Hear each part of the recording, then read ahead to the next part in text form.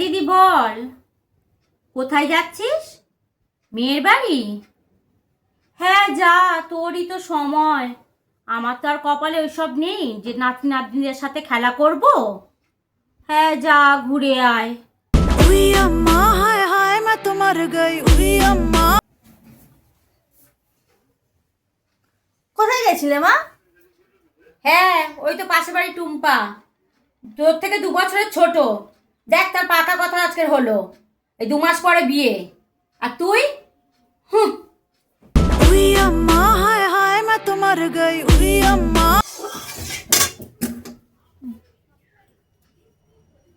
কোথায় এখন জামাইয়ের জন্য ভালো মন্দ রান্না করব?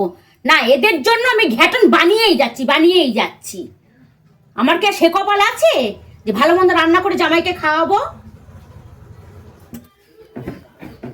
কি হয়েছিল দিদি মায়ের?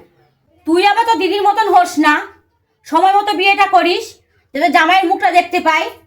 পোড়া কপাল আমার।